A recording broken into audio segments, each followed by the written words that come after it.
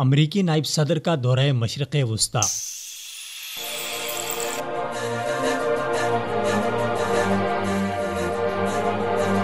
رواں مہینے امریکی نائب صدر مائک پینس مشرق وسطی کا دورہ کرنا چاہتے ہیں، جس میں وہ اسرائیل کے ساتھ ساتھ فلسطین اور مصر جانے کا ارادہ بھی رکھتے ہیں، لیکن القدس کے حوالے سے امریکی صدر کے احمقانہ فیصلے کے بعد یہ دورہ کھٹائی میں پڑ گیا ہے۔ دورے میں طے شدہ بیشتر افراد نے امریکی صدر ڈونلڈ ٹرمپ کے یک طرفہ اور متعصبانہ فیصلے کی وجہ سے امریکی نائب صدر سے ملاقات نہ کرنے کا اعلان کیا ہے، جس سے ایک طرف تو یہ دورہ بے معنی ہو کر رہ جائے گا، جبکہ دوسری طرف عالمی سطح پر امریکہ کے لیے سبکی کا باعث بنے گا۔ تاہم ایسا ہونے سے امریکہ کو یہ احساس ضرور ہوگا کہ طاقت کے نشے میں چور ہو کر اپنے مقاصد حاصل نہیں کیے جا سکتے۔ فلسطینی صدر محمود عباس نے امریکی نائب صدر مائک پینس کے ساتھ ملنے سے انکار کر دیا ہے۔ بدھ 6 دسمبر کو امریکی صدر کی طرف سے یروشلم کو اسرائیل کا دارالحکومت تسلیم کرنے کے بعد فلسطینی حکام نے اس فیصلے کی مذمت کرتے ہوئے کہا کہ اس ماہ امریکی صدر سے ملاقات نہیں ہوگی۔ فلسطینی صدر کے نمائندہ برائے سفارتی امور مجدی الخالدی نے کہا ہے کہ امریکہ نے یروشلم کو اسرائیل کا دارالحکومت قرار دے کر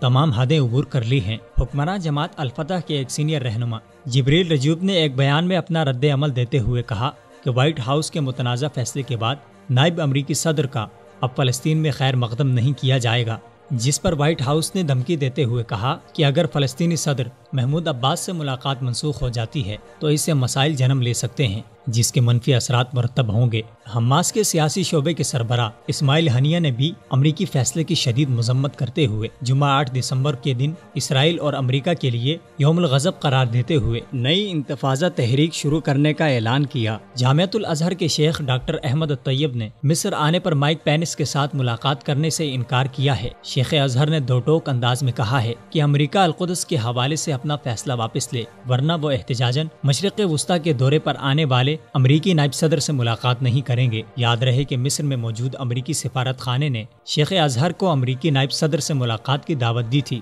جسے شیخ نے ٹھکرا دیا۔ مصر کے قبطی چرچ کے پوپ توادروس دوم نے بھی امریکی نائب صدر کے ساتھ ملاقات کرنے سے انکار کیا ہے۔ قبطی چرچ نے اپنے جاری کردہ بیان میں کہا ہے کہ امریکی صدر ڈونلڈ ٹرمپ نے اپنے فیصلے کے دوران کروڑوں عرب عوام کے احساسات کا پاس نہیں رکھا، اس لیے احتجاجاً وہ امریکی نائب صدر سے ملاقات نہیں کریں گے۔ موجودہ حالات میں مسلم امہ کی بالعموم اور اہلیان پاکستان کی بالخصوص یہ ذمہ داری بنتی ہے کہ اپنی طاقت کے بقدر فلسطینی مسلمانوں کی مدد کرے، امریکی، اسرائیلی اور ان تمام مصنوعات کا بائیکاٹ کریں جن کے فوائد فلسطین کے غاصبوں تک پہنچ رہے ہیں، اور مسئلہ فلسطین کے حل کے لیے اپنی جدوجہد کو دائمی انداز میں جاری رکھیں۔